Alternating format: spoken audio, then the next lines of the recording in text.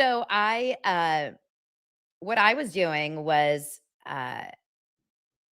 there's a couple videos that I think are really important, but basically what happened yesterday was in the court documents out of nowhere. So the deadline, as far as I'm concerned, is that the deadline was today, as far as I've heard.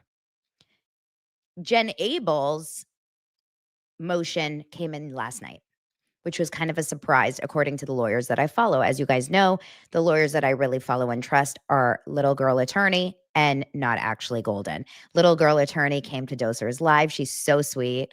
And Not Actually Golden and I have messaged before, and she's wonderful. And I trust both of them implicitly. I find them to both to be very fair, and they're not inherently on one side versus the other. I like them both.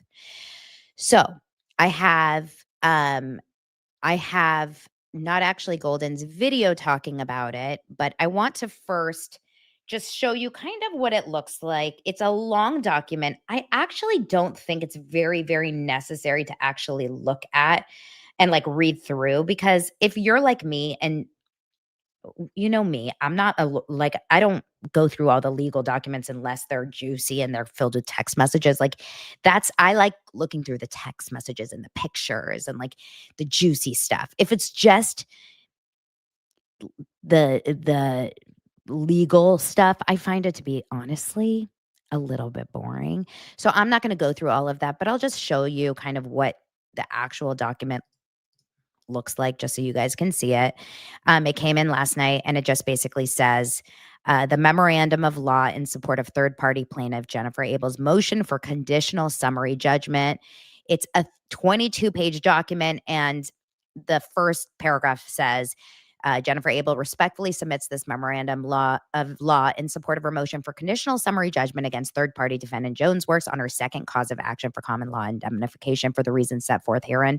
Her motion should be granted. There's a statement, there's an argument, there is all kinds of information. It is long. Okay, I'm not going to go through it, but lucky for you guys, I have the amazing ChatGPT and AI giving a really, really good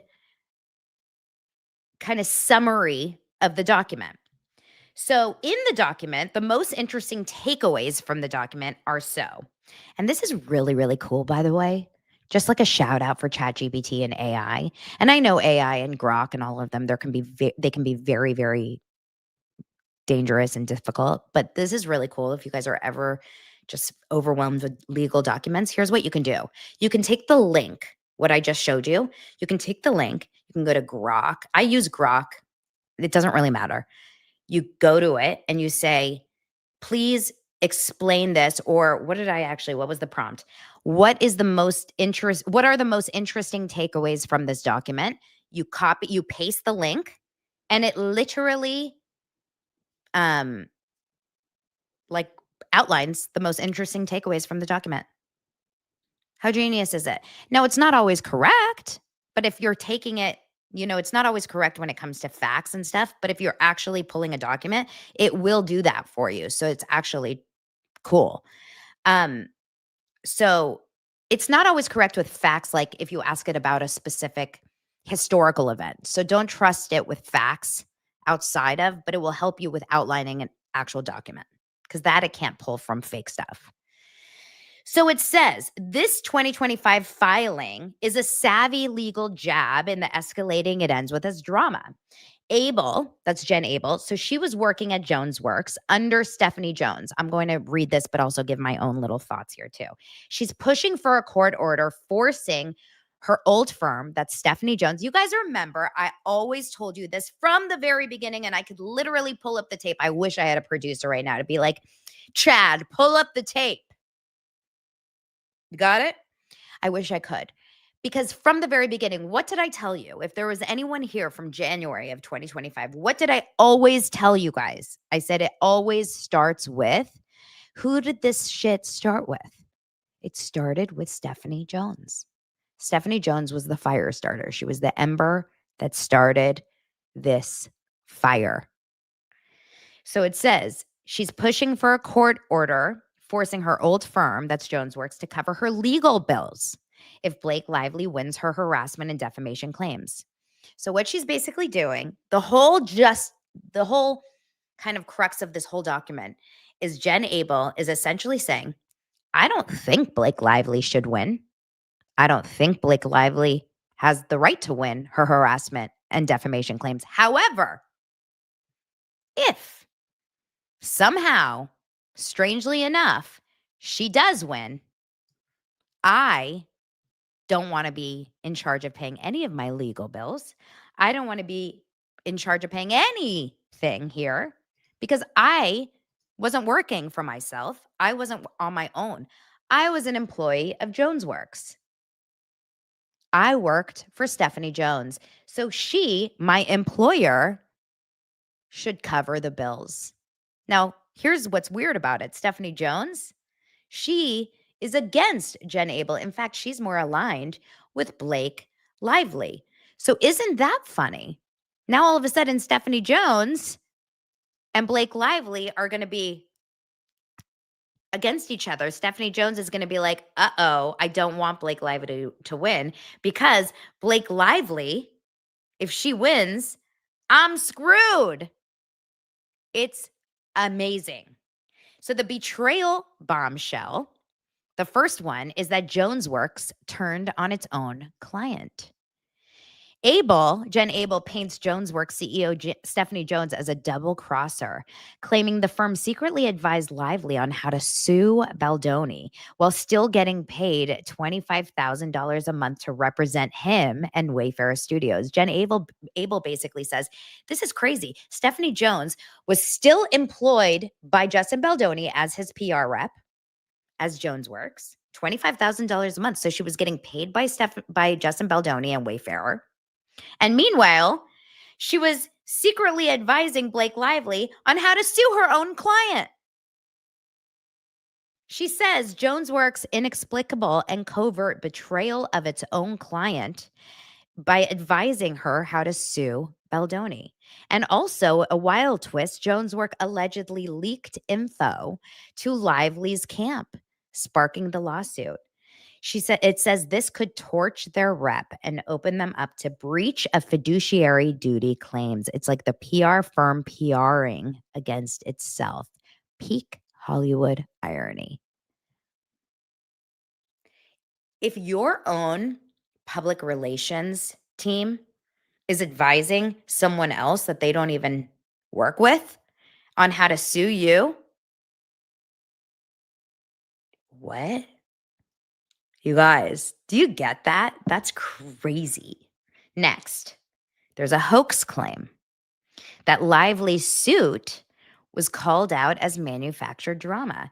Abel argues Lively's case is a hoax, cooked up via an invalid subpoena and a manufactured claims, with Jonesworks pulling strings behind the scenes through a shell entity called Van Zandt to dodge naming real targets. We all know about the Van Zandt sham.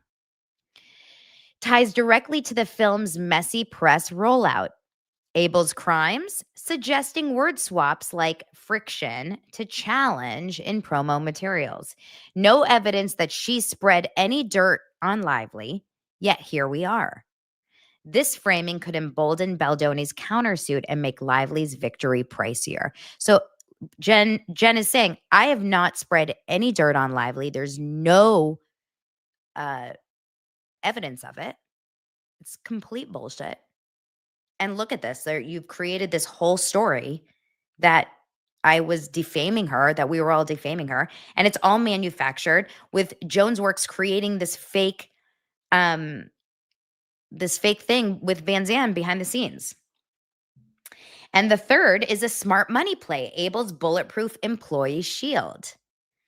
Under New York laws, respondent superior, Abel insists everything, which is social media monitoring, crisis emails from July to August 2024, were on the clock for Jonesworks, directed by Stephanie Jones herself. If Lively hits pay dirt, Jonesworks foots the bill. No questions, because she was an employee. It was filed super early as a conditional ruling, pre-trial declaration. It pressures Jones Works to settle fast to avoid internal chaos. Plus, Abel's dodging a parallel suit from her ex-boss accusing her of going rogue. Win-win for her wallet. And finally, bigger ripple effects. There's cracks in the celeb feud machine. For Lively, even if she wins against Abel, right? Even if Blake Lively wins against Abel, collecting money might mean battling Stephanie Jones, complicating her narrative as the wronged star. For Baldoni Wayfarer, vindication ammo as it spotlights PR sabotage amid the film's $350 million box office flop. It also exposes how PR firms like Jones Works juggle loyalties in toxic sets with depositions, adding gritty email and text evidence. Everything is all messy, okay? So, this basically is a narrative nuke, according to ChatGPT. They're saying that this whole motion is a narrative nuke, flipping the script from Abel as the villain to Abel as the pawn in a bigger betrayal. If granted, it might force a quicker truce in this tabloid fueled war. Is that not so genius or what? I thought that was so genius. So now we wait